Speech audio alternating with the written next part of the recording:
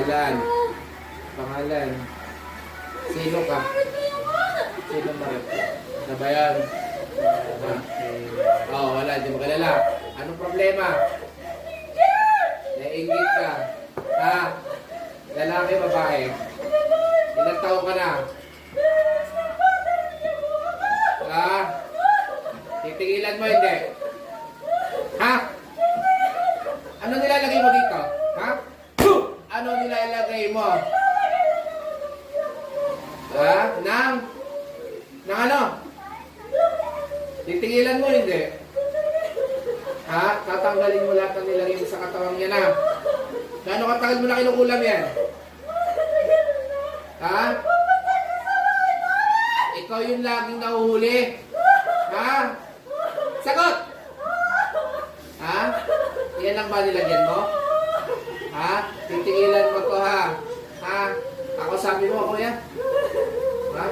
Ako sabi mo? Babae po. Ako sabi mo? Kaya alam mo kasalanan sa inyo ni Maribel. Naingit lang. Saan ko katunay ingit? Naroon ko siyang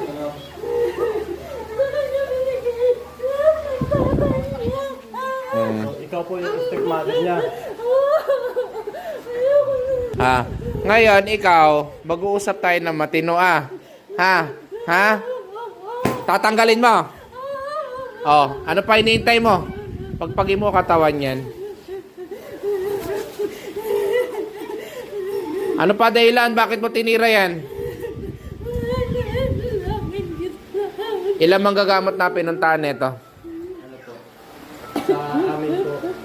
Sa tingin po kami hinga po sa amin. Tapos nasa Andrew po may sala. Nag-chat po kami sa tiyan niya. Sabi daw po, tao daw po gumagawa. Tao din ang gumagawa. Sino manggagamot tumingin sa Samar? Hindi po namin yan. Kasi nag-chat lang po kami sa tiyan niya. Sige. Okay. So ito, lagi nawawalan ng malay, sinasaniban, sabi mo. Ha?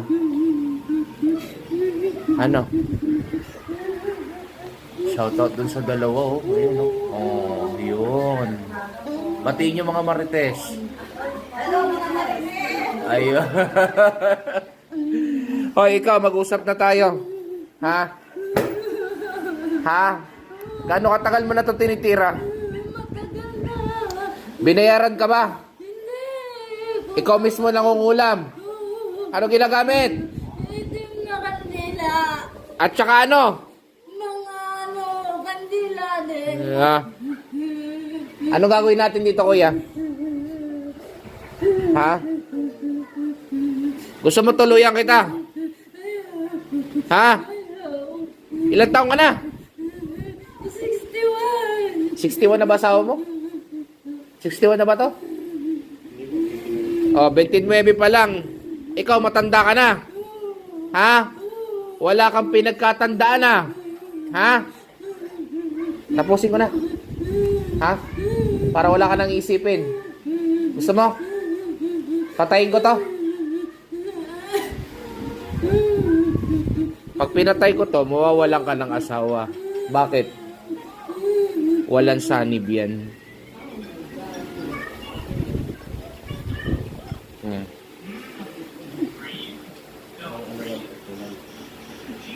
Ipapaliwanag ko sa inyo na mabuti ha.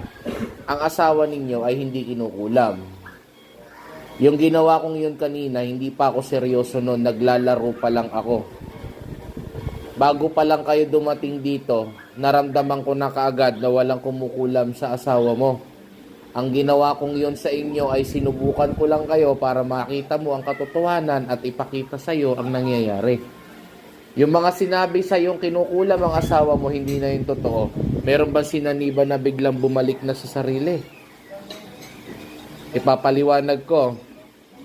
Once na ang espiritu na papasok ko sa katawan ng isang tao, hindi yan lalabas hanggat hindi ko pinapalabas. At kanina, hindi ako nagdasal. Props lang yon. Okay. Ngayon, kinukurot kita, ang iniintay ko lang naman sabihin mo ay yung totoo. Ngayon, kung yun ang eksena, lagi tuwing nagpapagamot kayo, ibig sabihin nito, yung mga naunang sanib, hindi na rin totoo. Ate, magpakatotoo tayo. Ayaw nyo ng problema. Tama. Pero binibigyan nyo ang sarili nyo ng problema. Hindi naman din natin dapat sisihin si ate. Bakit? Baka mamaya nagdadaan siya sa anxiety depression.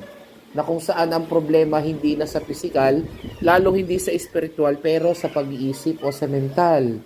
Dahil yan ang itinatatak nyo sa isip nyo, kumakapit sa'yo. Ano? Alam ko yung may sanib sa wala. Hindi tayo naglolokohan. Gusto nyo ng tulong, kaya pumunta kayo dito. Ibibigay ko sa inyo ang kasagutan. Marami na nagpunta dito na ganyan. Pero hindi lumulusot sa akin. Ano? Sa halip, hindi ko naman kayo husgahan. Pero, ang problema kasi dito, baka mamaya nagdadaan ka na sa depression. O anxiety. O nagkaroon ka na ng trauma. O nagkukos na to ng hallucination. Kaya ikaw, minsan, di ka makatulog. Balisa. Ano? Lagi ka ba nag-iisip? Ano mga naiisip? Marami, halo-halo. So, yun mamaya mag-uusap tayo. Ano? Pero ito ulitin ko, kuya. Kung hindi sinabi sa inyo ng mga manggagamot yung totoo, ako paprangkahin ko kayo. Ha? Yung mga napuntahan nyo manggagamot, puro sinungaling. Walang alam kung hindi kulam. Samantalang ako, pagpasok nyo pa lang sa pinto, ramdam ko na kayo. Hindi nyo ba alam bago kayo umupo dito sa harapan ko, sinasayko ko na kayo. Kaya ako nagtatanong. Dahil once na pag-upo mo sa harap ko, ino-observe na kita niyan. Okay, sabi nyo, de kuya, sinasaniban kasi to eh. Lagi, minsan sasaniban, iba tingin, magwawala, magiging aggressive. Ngayon, ikini-clear ko sa'yo. Ate, magpakatotoo tayo. Hindi pwede sa akin ng magdi-deny. Yung sinasabi ni Kuyang sinasaniban ka, alam mo yun. Minsan yung ano po, nawawala pa rin ako sa sabi. Ngayon, yung totoo lang. Alam mo, hindi. Kasi kung ngayon ang pagbabasihan ko, yun at yun. Alam mo, huwag kayo mahiya. Hindi masama. Kaya kayo na parito, tulong ang hinahanap nyo. Diba? At tulong ang ibibigay ko. Ngayon, siguro tumatak na lang sa isip mo yon. At huwag mo sisihin, kuya. Baka lang kita, no? Huwag mo sisihin, huwag mong pagalitan, bagkos unawain. Pag-usapan ninyong mabuti at tigilan ng pag-iisip ng mga bagay na katulad niyan.